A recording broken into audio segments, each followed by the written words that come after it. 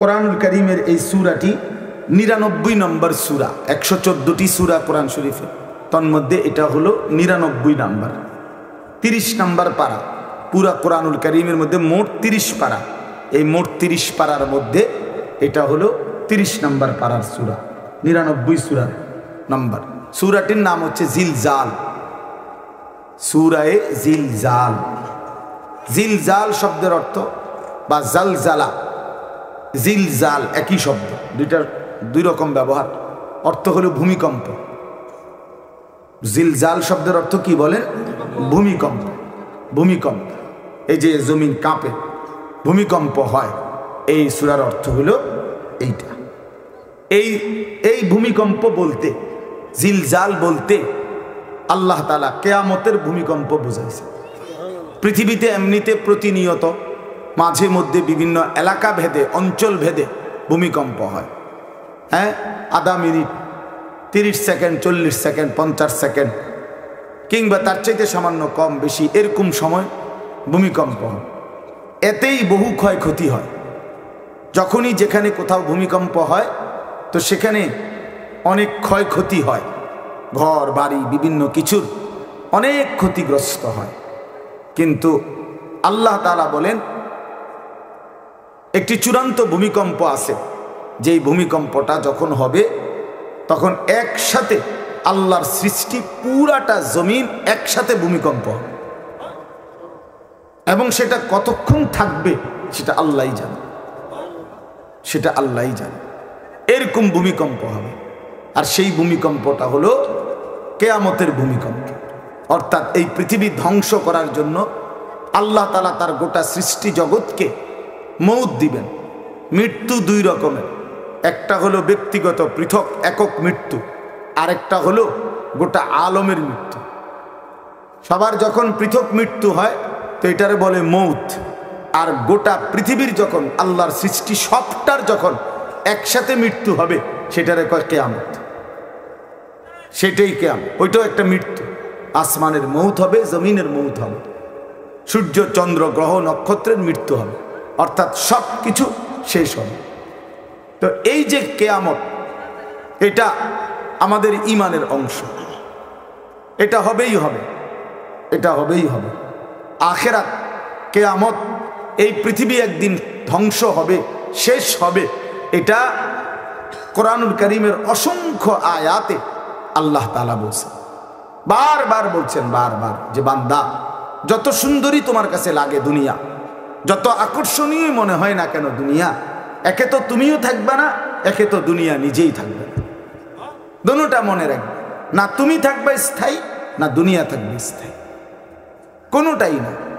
তুমিও মৃত্যুবরণ করবা, একদিন দুনিয়ারও মৃত্যু হয়ে যাবে, দুনিয়ারও মৃত্যু হয়ে যাবে। প্রতিটা মানুষকে মরতে হবে, এটা আমরা সবাই জানি। কুল্লু নাফসিন যায়িকাতুল মাউত, সমস্ত আত্মা, সমস্ত প্রাণ, আল্লাহ তাআলা বলেন মৃত্যুর স্বাদ গ্রহণ করবে, মৃত্যুর স্বাদ গ্রহণ।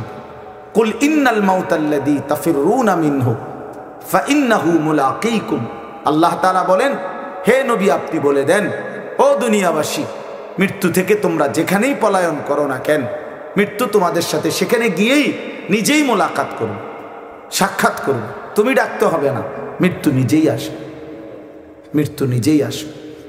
আইনামা তাকুনু ইউদরিকুমুল মাউতু ওয়ালাউ কুনতুম ফি বুরুজিম মুশাইয়াদা, আল্লাহ বলে তুমি যদি এমন একটা বিল্ডিং বানাও, ঘর বানাও, যে ঘরটা অনেক উঁচা, যে ঘরটার উপর দিয়া কেউ ভিতরে ঢুকতে পারবে না, যে ঘরটার মধ্যে একটা ছিদ্র নাই, একদম আটকানো, তো এরকম একটা ছিদ্রবিহীন সুউচ্চ ঘরও যদি তুমি বানিয়ে তার ভেতরেও তুমি আশ্রয় নাও, তো ইউদরিকুমুল মাউতু, মৃত্যু তোমার সেখানেই পৌঁছবে, তোমার সেখানেই পৌঁছবে।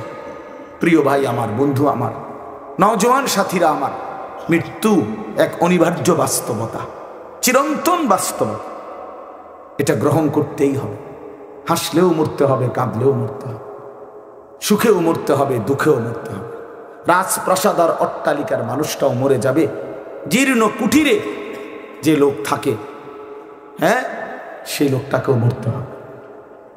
জীবনে কোনোদিন দুঃখ দেখে নাই যে, সেও মরে যাবে। জীবনে কোনোদিন সুখ দেখে নাই যে সেও মরে যায়, সব মরে যায়। এটাই সত্য, এটাই বাস্তবতা।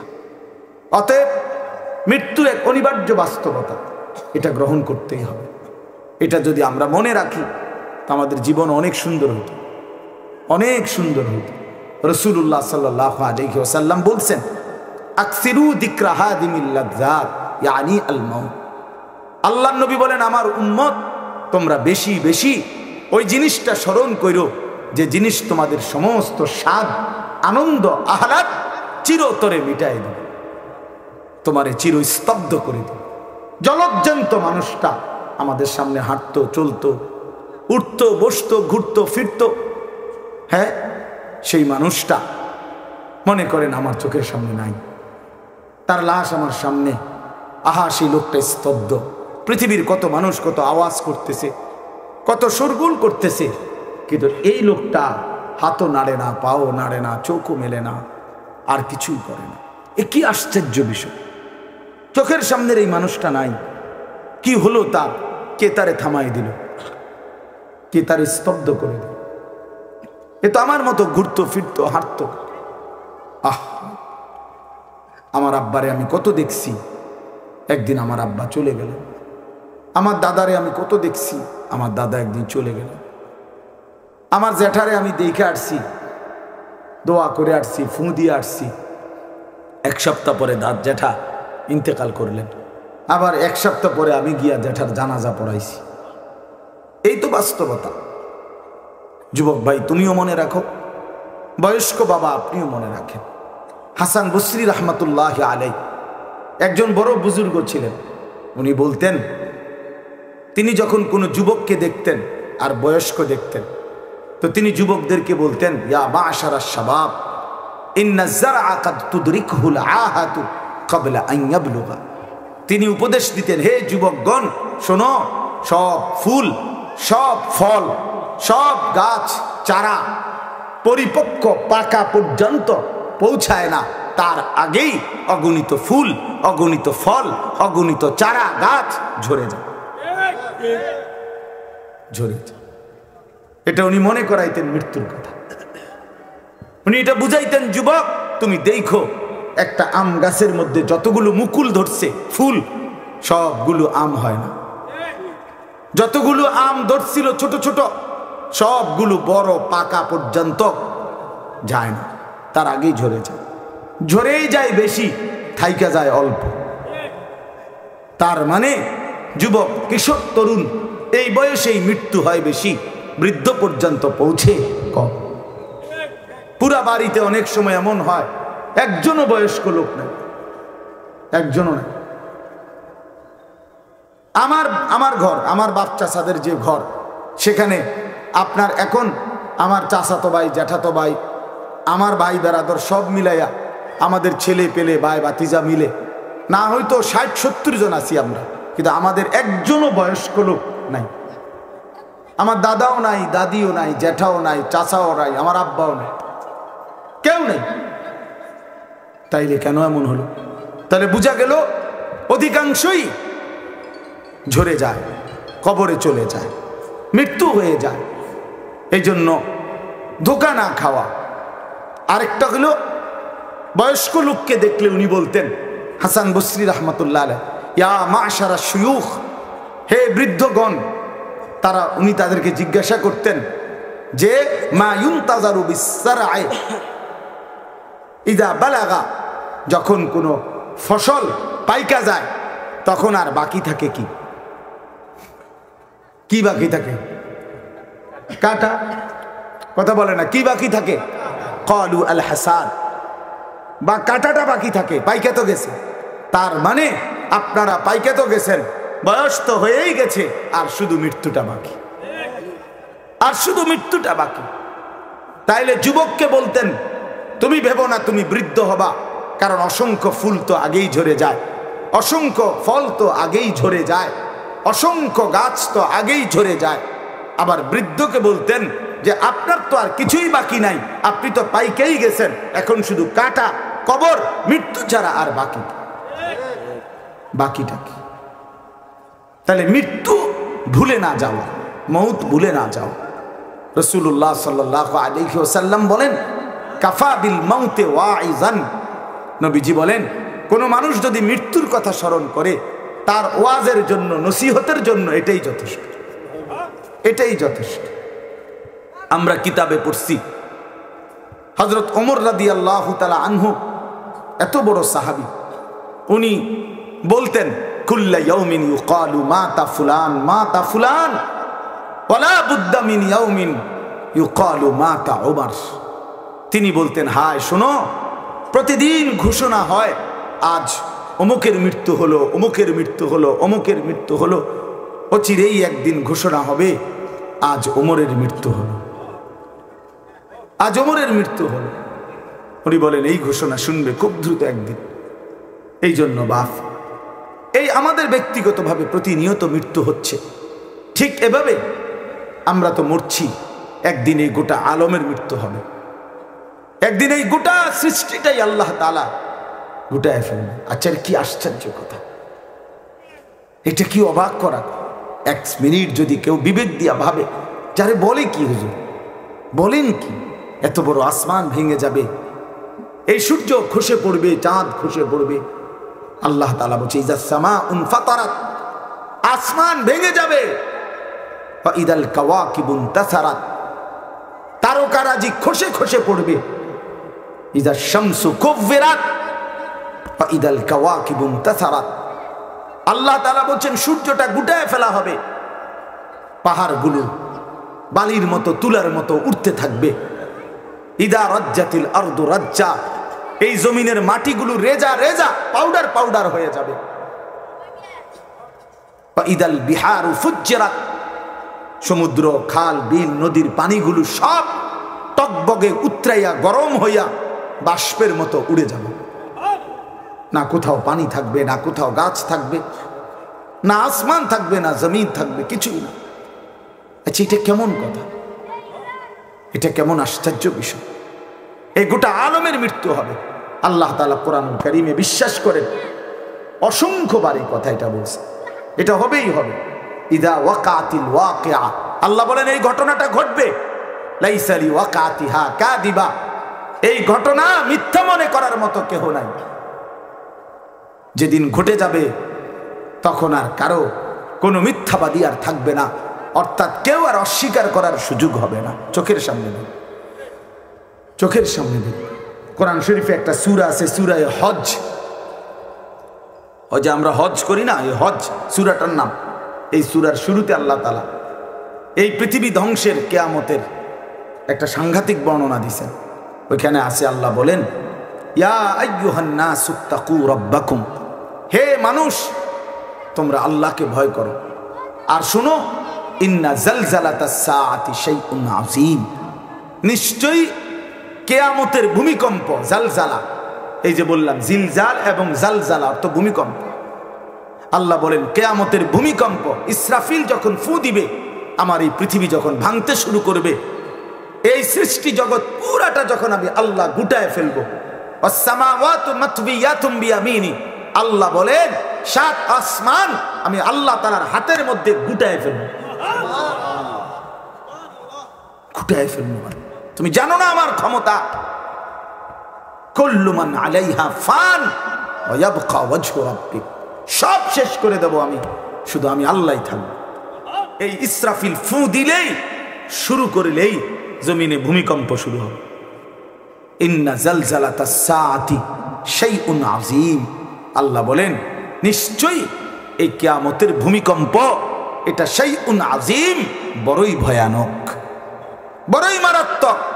কারণ দুনিয়ার ভূমিকম্প এক নাম্বার হলো, বর্তমানের ভূমিকম্প কখনো 30 সেকেন্ড, কখনো 40 সেকেন্ড, কখনো 47 সেকেন্ড, 50 সেকেন্ড, এই সেকেন্ড সেকেন্ড মিনিট, 47 মিনিট নিয়ে ভূমিকম্প হয়। কথা কর না কেন, 30 মিনিট ভূমিকম্প হয়। 30 মিনিট ভূমিকম্প হইলে আপনাদের 14 গোষ্ঠী থাকবে নি কেউ। 30 সেকেন্ড, 40 সেকেন্ড হয় ভূমিকম্প। এইটুকুতে একে তো সময় সামান্য, দ্বিতীয়ত হলো একসাথে গোটা পৃথিবীতে হয় না, এদিকে হলে ওইদিকে হয় না, এরকম। কিন্তু আল্লাহ তাআলা বলেন ইসরাফিল ফু দিলে যেই ভূমিকম্পটা হবে, সেই ভূমিকম্পটা গোটা পৃথিবী একসাথে নাড়ায় দেবে, একসাথে নড়ে। 47 সেকেন্ড না, কতক্ষণ সেটা আল্লাহই জানে। তখন অবস্থা কি হবে, মানুষের আতঙ্ক, এই ভূমিকম্পে আতঙ্ক। হ্যাঁ, আমি একবার চাঁদপুর মাহফিলে ছিলাম, রাত্রে ঘুমাইছি মসজিদের রুমে, ইমাম সাহেবের রুমে। এই সময় ভূমিকম্প আইছে, দরজা খুলে দিছি দৌড়, মসজিদের মাঠে আইছি দাঁড়াইয়া, চাই যে পুরা গ্রামের মানুষ সব আইসা পড়ছে, হই হুল্লোড় চিৎকার, হায় হায়। অথচ সবাই চিৎকার দিতে দিতে ভূমিকম্প শেষ। ভূমিকম্প হয়েছেই তো অল্প একটু, কিন্তু এটুকুর আতঙ্কেই যা হুজুর পাবলিক বরাবর। কিসের হুজুর আর কিসের পাবলিক, বক্তা শ্রোতা সমান। এই এখন মনে করেন ভূমিকম্প হইলে আমরা সব দিন তো আমিও আমি এনে বুজুর্গি দেখাই বইতাম। হ্যাঁ, আমি একটা বড় হুজুর বেটা প্রধান বক্তা, আমি লড়লে কি মাইসে কি করব, আপনি কি করবেন আমার সময় কো, আমার জান নিয়ে টানাটানি। আল্লাহু আকবার। তো এই সামান্য ভূমিকম্প, কিন্তু আল্লাহ তাআলা বলেন ইসরাফিল সিংহা ফু দিলে যে ভূমিকম্প হবে বান্দা, সেটা বড়ই ভয়ানক, সেটা সারা পৃথিবী নড়বে একসাথে। তখন কি হবে মানুষের আতঙ্ক, ইয়াউমা তারাউনাহা তাযহালু কুল্লু মুরদিআতিন আম্মা আরদাআত। এই এক নম্বরে আল্লাহ বলেন, যে মা তার বাচ্চাটাকে দুধ পান করাইতেছিল, এই কোলের বাচ্চা, দুধের বাচ্চা, আপন মা তার দুধের বাচ্চা ভুলে যাবে, ফেলে দিবে, ছুঁড়ে মারবে, আর মা পাগলের মতো দৌড়ানো শুরু করে। কোরআন শরীফের আয়াত। ওয়াতাদাউ কুল্লু যাতি হামলিন হামলাহা। এবং আল্লাহ তাআলা বলেন, যে মায়ের পেটের বাচ্চা 10 মাস পূর্ণ হয়ে গেছে, আগামী 2 ঘন্টা 5 ঘন্টা পরে বাচ্চাটা এমনিতেই প্রসব হইতো, আল্লাহ তাআলা বলেন ইসরাফিলের ফু দিলে জমিন যখন কাঁপতে শুরু করবে, তো এই গর্ভধারিণী মা, গর্ভবতী নারী পাগলের মতো এভাবে ছুটবে, দৌড়বে, নিজের গর্ভের বাচ্চা নিজে নিজেই পড়ে যাবে। ও তারা নাসা সুকারা, আল্লাহ বলেন মাতালের মতো সমস্ত মানুষগুলো ছুটতে থাকবে। ফাইদা বারিকাল বাসার ওয়া খাসাফাল কামার ওয়া জুমিআ আশ-শামসু ওয়াল কামার। আল্লাহ তাআলা বলে চন্দ্র সূর্য আলোহীন হয়ে যাবে, সূর্য চন্দ্র এক হয়ে যাবে। ওয়া জুমিআ আশ-শামসু ওয়াল কামার ইয়াকুলুল ইনসানু ইয়াওমাইদিন আইনাল মাফার। লোকেরা দৌড়বে আর ছুটবে, মানুষ একে অপরকে জিজ্ঞেস করবে, ভাইয়া পালাবো কোথায়, দাঁড়াবো কোথায়, কোথাও তো স্থির কোনো জায়গা নাই, কোথায় দাঁড়াবো। আল্লাহ তাআলা বলেন কাল্লা লা ওয়াজার, না বান্দা, সেদিন আর কোথাও জায়গা মিলবে না। ইলা রব্বিকা ইয়াউমাইদিনিল মুস্তাকার, আজকে শুধুই কেবল তোমার আল্লাহর কাছেই আশ্রয় ঠিকানা। এভাবে বহু আয়াত কোরআনুল কারীমের মধ্যে আল্লাহ তাআলা বর্ণনা করছেন। আমার ভাই, তো এই ইসরাফিলের ফু দিলে গোটা আলমের মৃত্যু হবে, ভূমিকম্প শুরু হবে। তো এই ভূমিকম্প কেন হবে? এই কাঁপতে কাঁপতে সমস্ত কিছু ভাঙ্গা একসাথে, এই সব কিছু আল্লাহর সৃষ্টি, সমস্ত কিছুই জমিনের তলদেশে চলে যাবে। জমিন তখন খালি ফাঁকা, জমিনে তখন কিচ্ছু নাই, কিচ্ছু নেই, একটা সুতা মাটির উপরে থাকবে। এই প্রথমবার ইসরাফিল ফু দিলে সমস্ত কায়নাত, ইনসান, জিন, আল্লাহর সমস্ত সৃষ্টি, মাখলুকাত সব জমিনের তলদেশে চলে যাবে। মানুষ ও জিন ও অর্থ সম্পদ, স্বর্ণ রৌপ্য, মণি মুক্তা, হীরা জহরত, সব সব সব একটা কাগজের অস্তিত্ব, সব কিছু, গোটা জমিন ফাঁকা।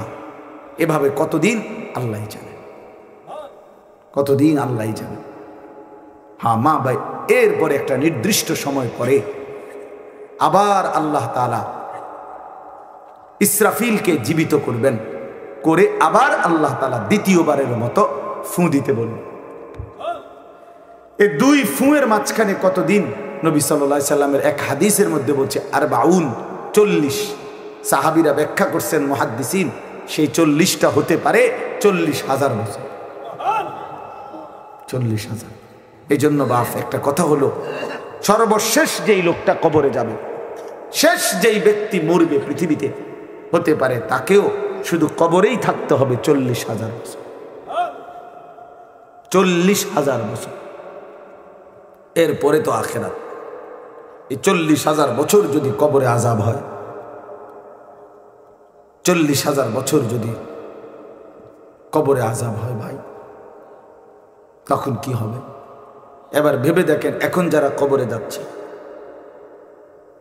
হ্যাঁ, নূহ আলাইহিস সালামের জামানায় যারা মারা গেছে, ইব্রাহিম আলাইহিস সালামের জামানায় যারা মারা গেছে, নবীজি সাল্লাল্লাহু আলাইহি সাল্লাম তো 1,500 বছর আগে ইন্তেকাল করছেন, 1450 বছর আগে। তো ওই সময়ে যারা মারা গেছে তারা কবরে পড়ে আছে আজকে 1,500 বছর, 1,500 বছর, 1500 বছর। তাহলে নূহ আলাইহিস সালামের জাতি কত বছর থেকে পড়ে আছে? কোথায় নূহ নবী, কোথায় আমাদের নবী? কত ব্যবধান! এই জন্য বাপ, শুধুমাত্র কবরের বিষয়টাই তো সাংঘাতিক, আখিরাত তো পরে। শেষ ব্যক্তিটাও যদি কবরে থাকতে হয় 40,000 বছর, তো এখনকার মানুষগুলো আছে কত কাল ধরে। তো এই যার কবরে আযাব হচ্ছে, আহা বাপ, সে কি পরিমাণ কষ্ট পাচ্ছে ভাইবা দেখেন।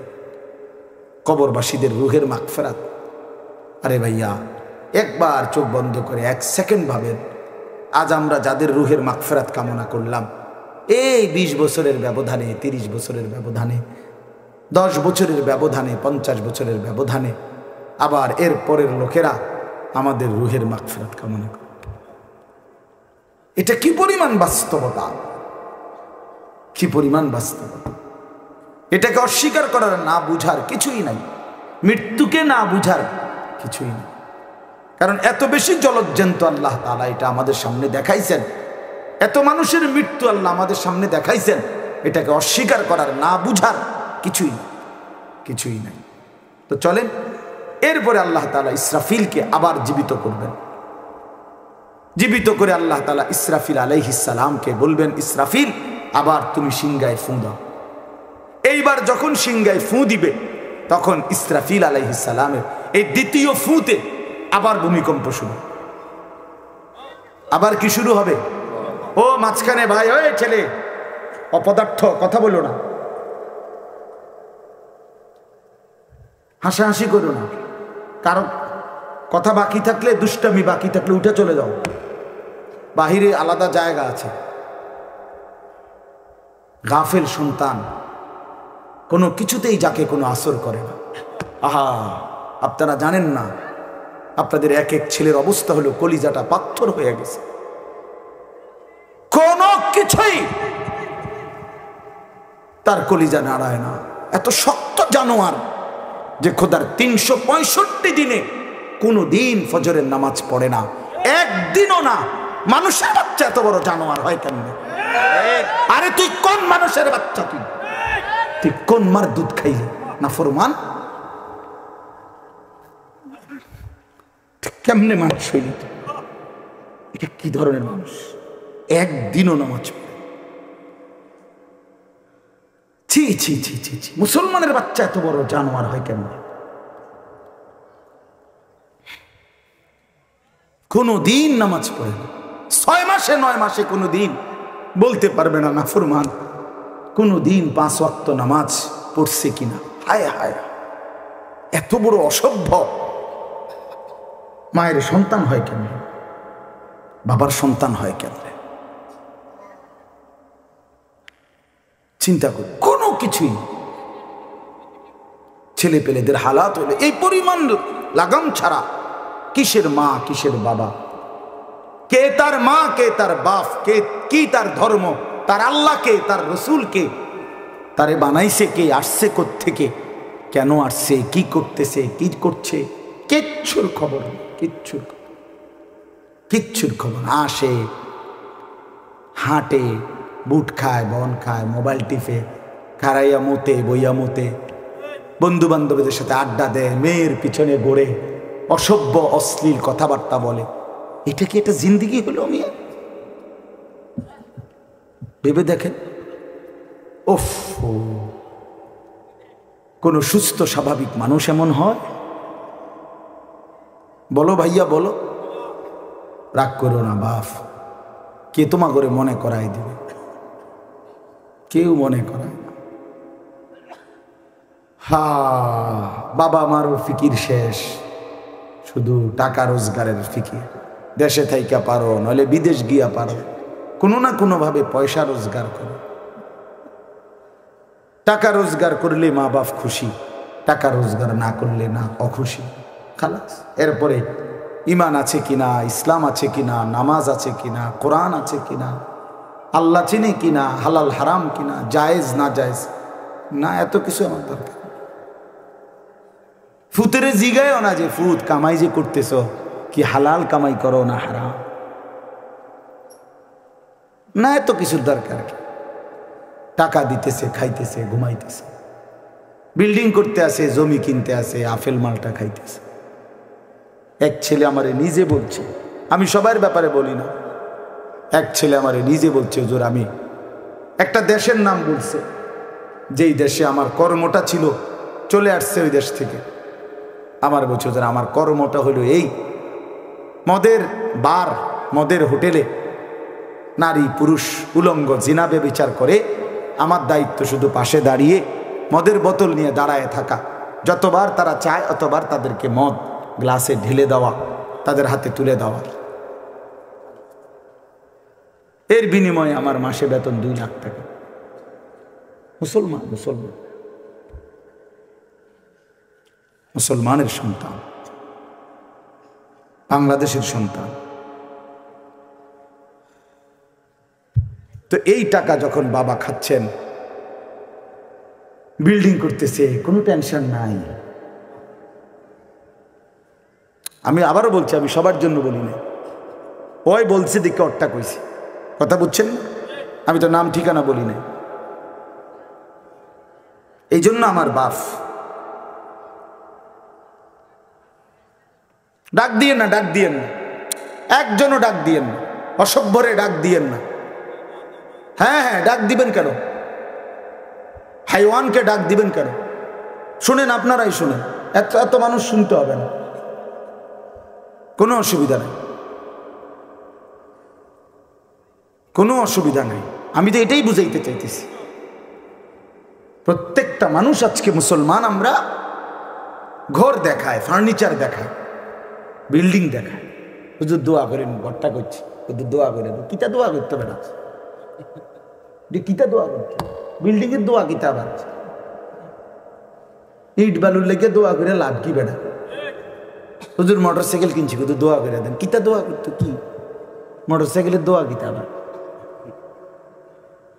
আজীব লাগে না? বাস্তব এগুলো সার ডালাই দিই, মাইজ গেল দোয়া করে দেন, সার ডালাই দোয়া। ওটা সার ডালাই করে, ওটার ফুতে মোবাইলে অশ্লীল উলঙ্গ ছবি দেখে। ওটার সন্তান উনি দাঁড়াইয়া রয়েছে মিস্ত্রির সামনে, ওনার গাম বাইয়া বাইয়া পড়তেছে সার ডালাইয়ের দিন, আর অসভ্য জানোয়ার সন্তান বন্ধুদের সাথে উলঙ্গ ছবি দেখতেছে। ওই জানোয়ারের জন্য উনি সার ডালাই দিতেছে, ওই হাইওয়ানের জন্য উনি ঘর করে দিয়ে হইতেছে। উনি কবরে জায়গা ঘর করে দিয়ে গেছে, এর জন্য ঘর করলেন? ছি ছি ছি ছি ছি। আমার দেওয়া ঘরে আমার কষ্টের কমাইয়ে এখানে বসে বসে রঙিন ছবি দেখবে, উলঙ্গ দৃশ্য দেখবে ঘরে শুয়া শুয়া সারা রাত। এর জন্যই আমার জীবনের এই অর্জন, এই ছিল আমার উপার্জনের উদ্দেশ্য। আহ, কতবার বললে বুঝবেন, কেমনে বললে বুঝবেন, কারে বললে বুঝবেন? আল্লাহ মাফ করে দেন। চলেন বাপ, তো বলতেছিলাম আল্লাহ তাআলা ইসরাফিল আলাইহিস সালামকে বলবেন আবার ফু দাও। তো তিনি দ্বিতীয়বারের মতো ফু দিলে জমিন আবার ভূমিকম্প শুরু হবে। এই ভূমিকম্পে জমিন কাঁপতে কাঁপতে এইবার জমিনের তলদেশে ওই প্রথমবার ফু দেওয়াতে ভূমিকম্প কাঁপতে কাঁপতে সব উপরে যা ছিল সব নিচে চলে গেছে। মনে আসেনি এটা কইছি? তাহলে উপরটা কি? ফাঁকা। এইবার নিচে যা ছিল সব উপরে চলে আসবে।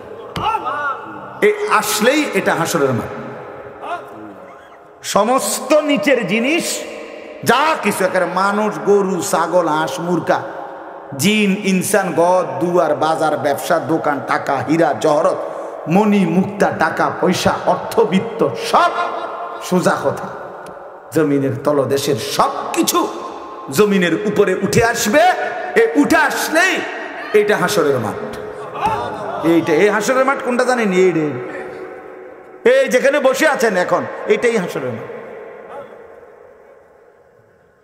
এই জমিনের উপরেই হাসরের মাঠ।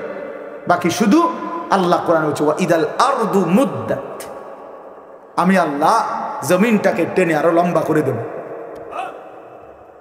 আরো বড় করে দেবো আর কি, প্রশস্ত করে দেবো। কারণ ওই যে পিসের মানুষ খারাপ লাগবে না, মানুষ তো দাঁড়াইবো সেই আদম আলাইহিস সালাম থেকে নিয়া।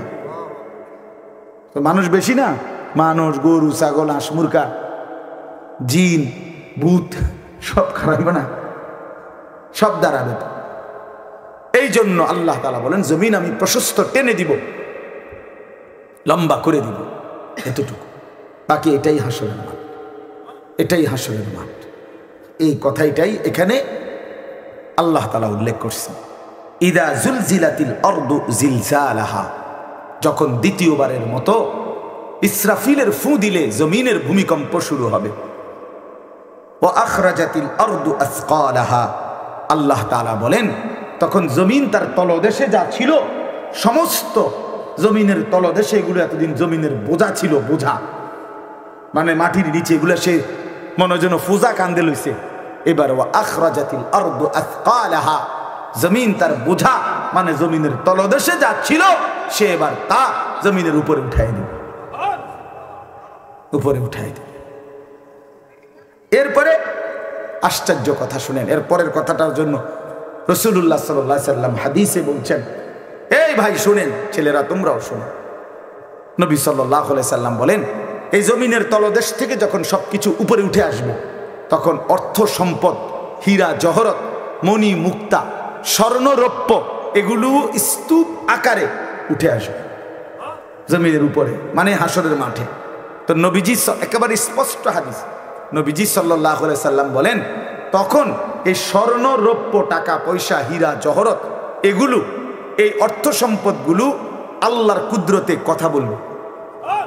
স্বর্ণের টুকরা কথা বলবে, কথা বলবে, রৌপ্যের টুকরা কথা বলবে, এগুলো কথা বলবে। কথা কি বলবে? এগুলো তখন ওই নাফরমান মানুষগুলোকে ডাক দিবে, ডাক দিবে, আইয়ুহাস সারিক, হে চোর, এদিকে এই সম্পদের জন্য চুরি করেছিলে, আজ যা দরকার নেও। আইয়ুহাল কাতি, হে ডাকাত, এদিকে এদিকে আসো, এই সম্পদের জন্য ডাকাতি করছিল, আজ নেও। হে আত্মীয়তার, আইয়ুহাল কাত, আইয়ুহাল কাতি, আত্মীয়তার সম্পর্ক ছিন্নকারী ব্যক্তি আসো, এই জন্য ভাইয়ের সাথে যুদ্ধ করছো, বোনের সম্পদ নষ্ট করছো, চাচারে সম্পত্তি দাও নাই, এই জন্য, এই দুনিয়ার জন্য নেও, এখন নাও, এখন যা লাগে নাও।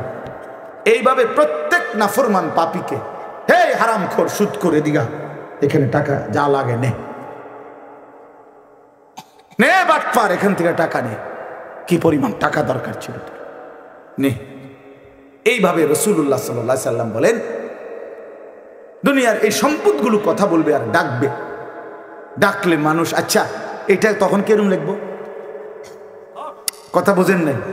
এটি যখন কথা বলবে, ডাকাডাকি করবে, মানুষ কি বলবে? লোকেরা তো সবাই দাঁড়াইছে, মানুষও তো দাঁড়াইছে, তারাই তো ডাকতেছে, তো তারা কি বলবে? ওয়াকালাল ইনসানু মা লাহা, আল্লাহ নিজেই বলতেছে, লোকেরা তখন মানুষগুলো বলবে মা লাহা, এটা কি হলো? আরে এটা কি কারবার? এগুলো কথা বলে কেমনে? এগুলো কি কয়? এরা আমার চিনলো কেমনে? আমি যে সিটার, আমি বাটফারে চিন্তা লাগলো, ইন্নার গিলা একের পুরা ধরা অনবিচার আচার কিছুই শুরু হয়েছে না, এখনই বেজ্জুতি, বাকিটা তো অবস্থা খারাপ। মানে অর্থাৎ মানুষগুলো অবাক হয়ে বলবে মা লাহা, কি হলো জমিনে, কি হলো এগুলোর? এরা এমন করছে কেন? এরা কথা বলছে কেন? আল্লাহ বলেন ইয়াউমাইদিন তুহাদ্দিসু আখবারাহা, আল্লাহ তাআলা বলেন বান্দা হে কি দেখছো হবে? এই মাত্র দেখলা স্বর্ণ রৌপ্য টাকা পয়সা কথা বলে, এখনে না দেখবা আসল খেলাটা?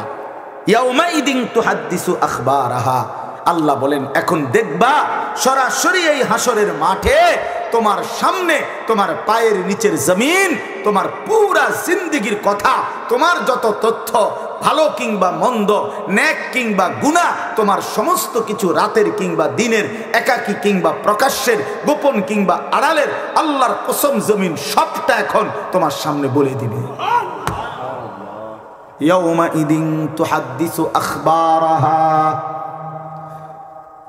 রব্বুল আলামিন বলেন জমিন সবটা কথা বলে দিবে, ভালোটাও মন্দটাও, আলোটাও অন্ধকারটাও, একাকীও অন্ধকারেও, প্রকাশ্যেও, সবার মাঝেও সব বলে দিবে। রাতের চুরি বলে দিবে, রাতের তাহাজ্জুদটাও বলে দিবে, মদের আড্ডার কথাও বলে দিবে, জুয়ার আড্ডার কথাও বলে দিবে। সারা রাত যুবক উলঙ্গ ছবি দেখেছ, আল্লাহর কসম সেটাও বলবে। যে যুবক মালিকের সেজদা দিয়েছে সেটাও বলবে। তাহাজ্জুদও শোনাবে, আবার সবার সাথে যে জামাতে নামাজ পড়েছে এটাও বলবে, সব কিছু বলে দিবে। আল্লাহ বলেন যদি মানুষ ভাবতে চাও জমিন কিভাবে কথা বলে, স্বর্ণরৌপ্য কিভাবে কথা বলে, আল্লাহ বলেন বিআন্না রাব্বাকা আওহা লাহা, আল্লাহ তাআলা আদেশ করেছেন বলেই কথা বলে। আল্লাহ বললে, হুকুম করিলে আল্লাহর গোটা কায়নাত, গোটা সৃষ্টি জগৎটাই কথা বলে। ওয়াশাহিদা আলাইহিম সামউহুম ওয়া আবসারুহুম ওয়া জুলুদুহুম বিমা কানু ইয়ামালুন। আল্লাহ বলে হাসরের ময়দানে বান্দা, তোমার কান, তোমার চোখ, তোমার সারা দেহের চামড়া, জুলুদুহুম, তোমার সারা দেহের চামড়া, হাসরের ময়দানে তোমার পুরা জিন্দেগির কর্মকাণ্ড বলে দিবে। চামড়াগুলো বলবে চামড়া, মানুষের শাহওয়াত চামড়াতে। এই জন্য সমস্ত যৌনতার ঘটনা, অসভ্যতার ঘটনা শরীরের চামড়া বলে দিবে। মানুষের শাহওয়াত চামড়া। কথা বুঝছেন কিনা? হ্যাঁ, চর্মে, চামড়ার মধ্যে শাহওয়াত, কামনা, বাসনা, যৌন চাহিদা। এই জন্য যত লোক দেখবেন বিভিন্ন হসপিটালে, যত ডাক্তার চর্মরোগের ডাক্তার, তত লোক যৌন রোগেরও ডাক্তার। হ্যাঁ, চর্ম ও যৌন রোগ বিশেষজ্ঞ, এটা একই বিষয়, একই চ্যাপ্টার। চামড়া মানে আল্লাহ তাআলা বলেন তোমার চামড়া বলে দিবে কত রাত, কত দিন নারীর প্রতি অবৈধ আগ্রহ, অশ্লীলতার, বেহায়াপনার, অসভ্যতা করেছিলে।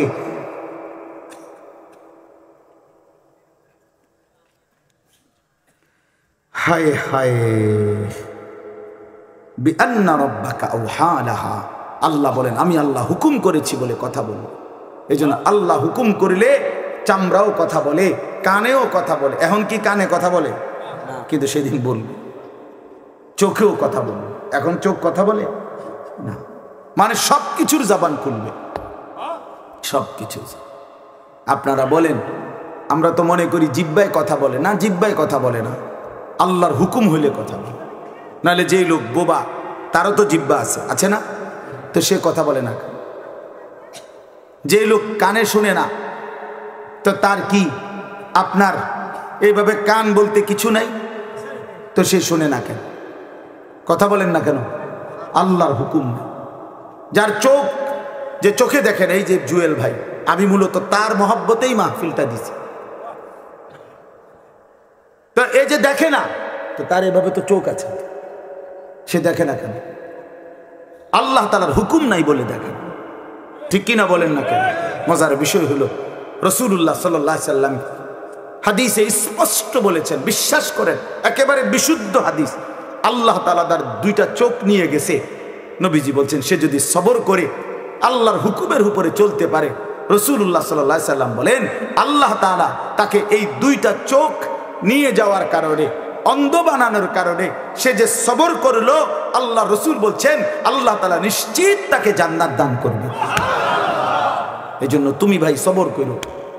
মালিকের এই দুনিয়া দেখতে পারলা না, তো অপেক্ষা করো, একদিন জান্নাত দেখবা, জান্নাতের হুর দেখবা, তো আরো মজা হবে যে আমি প্রথমেই জান্নাতই দেখলাম, জান্নাতই দেখলাম। যা মালিক দুনিয়া দেখলাম না তোমার, তুমি আমারে জান্নাত দেখাই। আল্লাহ তৌফিক দান করেন। ইয়াউমাইদিন ইয়াসদুরুন নাসু আশতাতান লিয়ুরাউ আমালাহুম, আল্লাহ বলেন তখন দলে দলে ফেরেশতারা মানুষগুলোকে লাইনবদ্ধ সারিবদ্ধ করে দলে দলে বানাবে। লোকেরা পরস্পর প্রত্যেকটা মানুষকে ফেরেশতারা আলাদা আলাদা গ্রুপ বানিয়ে দেবে হাসরের ময়দানে। তখন প্রত্যেকে এই গ্রুপে গ্রুপে দলে দলে লিয়ুরাউ আমালাহুম, নিজেদের আমল নামা নিজেদের আমল দেখবার জন্য সামনে এগিয়ে যাবে। অর্থাৎ প্রত্যেককে তার আমল নামা দেখবার জন্য দেওয়ার জন্য নির্দিষ্ট জায়গায় নিয়ে আসবে। নেওয়ার পরে সেখানে প্রত্যেকের ফাইল, প্রত্যেকের খাতা আমল নামা তার হাতে তুলে দেওয়া হবে। দিলেই সে দেখবে। আল্লাহ বলতেছেন ফামান ইয়ামাল মিসকালা যাররাতিন খায়রান ইয়ারা, এক বিন্দু এক অণু পরিমাণ পরমাণু পরিমাণ সামান্য থেকে সামান্য পরিমাণও নেকি কল্যাণ তাও তুমি দেখতে পাবা। ওমান ইয়ামাল মিসকালা যাররাতিন শাররান ইয়ারা, বিন্দু থেকে বিন্দু মন্দ যা করেছিলে তাও তুমি দেখতে পাবে। এক জাররা, মূলত জাররা বলে তাফসীরের মধ্যে লিখছে লা ওয়াজনা লাহু লা জিনাতা লাহা, যেটার কোনো ওজন হয় না, এত সামান্য, এত সামান্য ওজন নাই, মানে 100 গ্রামও না, 10 গ্রামও না, 1 গ্রামও না, আধা গ্রামও না, এত সামান্য। এটা কোনো ওজন নাই, ওজন নাই, ওজন আসে না আর কি, ওজনে হয় না, এরে বলে জাররা। তাফসীরের মধ্যে লিখছে কোনো ব্যক্তি, হযরত আব্দুল্লাহ ইবনে আব্বাস বলেন, কোনো ব্যক্তি যদি মাটিতে এমনি হাত মারে, মানে হাত লাগাইয়া আবার উঠাই লাইছে, তখন এই যে বালুগুলো লাগছে, এই বালুর যেগুলো হাত থেকে ঝরে পড়ে কণা, এগুলো তার চাইতে সামান্য এক জাররা। আমার উস্তাদ বলছিলেন ছাত্র জীবনে আমাদেরকে যে মানুষ যে কাপড় ধুইয়া চিপে, কাপড় এমনি চিপ্পা রোদ্রে দেয় না, মানে চিপ্পাই তো ফানি ফেলায়, তো কাপড় চিপ্পা সাইরা মানুষের একটা স্বভাব হইল রৌদ্র দেওয়ার আগে এটার একটা ঝাড়া মারে, লুঙ্গিটারে একটা আগে কি মারে, ঝাড়া দিয়া এরপরে দেয়। এই যে লুঙ্গিটা ঝাড়া দিলে যে ছোট্ট ছোট্ট পানির ফোঁটা ছিটকাইয়া পড়ে, এই ফোঁটা এগুলো পিচ্ছি পিচ্ছি এগুলো এক একটা জাররা অথবা তার চাইতে ছোট। এটার ওজন আসবে না, এটা 1 গ্রামও হবে না, আধা গ্রামও হবে না। যুবক তুমি কেমনে আড়াল করবা? কোরআন শরীফে আছে, আল্লাহ বলেন ইয়াউমা তুবলাস সারাইর, বান্দা আমি হাসরের ময়দানে তোমার অন্তরের গোপন বিষয়গুলো, যেগুলো কেউ শুনে নাই, তুমিও বলো নাই, শুধু মনে মনে কল্পনা করছিলা ভালো কিংবা অসৎ, সেগুলো হাসরের ময়দানে তোমার সামনে খুলে দেব। হ্যাঁ, আফালা ইয়ালামু ইযা বু'সিরা মা ফিল কুবুর ওয়া হুসিলা মা ফিস সুদূর। আল্লাহ তাআলা বলেন এই বুকের ভিতরে, অন্তরের ভিতরের যেই কথাগুলো সেগুলো খুলে দেব। এই জন্য আজকে আমার কথা এখানে শেষ। আমি এতটুকু কথাই বলতে চাই, এই 99 নম্বর সূরাটা আমাদেরকে এই কথার সবক দিচ্ছে যে আমরা আমাদের জিন্দেগির 1 সেকেন্ড একটি নিঃশ্বাস আড়াল করবার সুযোগ নাই। হিসাব দিতে হবে, হিসাব দিতে হবে। 1 মিনিট, 1 সেকেন্ড, 1 পলক, 1 লম্হা, 1 মুহূর্ত আমাদের আড়াল করবার সুযোগ নাই ভাই। ভালোটার প্রতিদানও নিতে হবে, মন্দটারও প্রতিদান নিতে হবে। তাইলে কেন জীবন নষ্ট করব, কেন হায়াত নষ্ট করব? আমার অনুরোধ রইল, যতগুলো যুবক ছেলে আছো ভাই, তোমাদের কাছে অনুরোধ, মাওলানা কথা বলবে, এরপরে আরও একটু বয়ান হলে এরপরে দোয়া হবে, কিন্তু আমার মাঝখান দিয়ে এই কথাটাই আমি অনুরোধ করে বললাম, প্রত্যেকেই দয়া করে আল্লাহর ওয়াস্তে, আল্লাহর ওয়াস্তে নিজের জীবনের কদর করো ভাই। আমার এটাই শেষ কথা। যুবক ছেলেরা, তুমি আমার সাথে এখন যাইবা না, আমিও তোমার সাথে যাব না। এই দুনিয়াও যেমন আমি আলাদা চলে যাচ্ছি, আপনারাও আলাদা চলে যাবেন, কিন্তু বাস্তব কথা হইল আমি আপনি প্রত্যেকে আলাদা আলাদা কবরে আখেরাতে আল্লাহর সামনে মুখোমুখি হইতে হবে। এই জন্য হাত জোর করে অনুরোধ করছি ভাই, নিজেরে নষ্ট করো না। একটা ছেলেও যদি বুঝো, আমার অনুরোধ রইল তোমার প্রতি, তুমি নষ্ট হইও না, চরিত্রহীন হইও না, তুমি হায়াতটা শেষ করে দিও, কষ্ট পাইবা। এই নারী ছবি, অশ্লীল দৃশ্য, উলঙ্গপনা, বেহায়াপনা, এই জেনা ব্যভিচারের দৃশ্য, এগুলো দেখো না। চেষ্টা করো 5 ওয়াক্ত নামাজ পড়তে। 5 ওয়াক্ত নামাজ পড়তে হিম্মত করলে পারবা ভাই। পেশাব পায়খানার পরে টয়লেট পেপার ব্যবহার করো, পানি ব্যবহার করো, দেখবা শরীর পবিত্র থাকলে আল্লাহর ইবাদত করতেও মন চাইবে। মূলত মানুষ অনেকের যাদের নামাজ ছুটে যায় তাদের একটা বড় কারণ হলো তার শরীর অপবিত্র, শরীর নাপাক। আর নাপাক দেখে নেক কাজের তামান্না আগ্রহ জাগে না। এই জন্য ওই যে পেশাব করে পানি নেয় না, টয়লেট পেপার ব্যবহার করে না, এই অসভ্য এই কারণে নামাজ পড়তে চায়। বাস্তব কথা, এর তখন আর হায়া লজ্জা থাকে না। এই জন্য সবাই মিলে ইনশাআল্লাহ নামাজ পড়ে নিজেদের স্ত্রী কন্যা বোনকে পর্দা পশিদায় রাখতে চেষ্টা করেন। যে মেয়েটার পর্দা নাই, যে মহিলার পর্দা নাই, বিশ্বাস করেন যে তার নিজের ইজ্জত, নিজের কদর, নিজের সতীত্ব, নিজের পর্দার কদর বোঝে না। এটা কোনো নারী না, এটা কোনো মহিলা না, এটা প্লাস্টিক জাতীয় কিছু হইতে পারে। এটা এক ধরনের প্লাস্টিক, এটা এক ধরনের অসভ্য। যে নারী বেপর্দা, যেই মেয়ে দুশ্চরিত্র, যেই মেয়ে চরিত্রহীন, যেই মেয়ে বেহায়ার মতো চলে, সে শুধু নিজের ক্ষতি করে না, সে একটি সমাজ নষ্ট করে, একটি মহল্লা শেষ করে দেয়।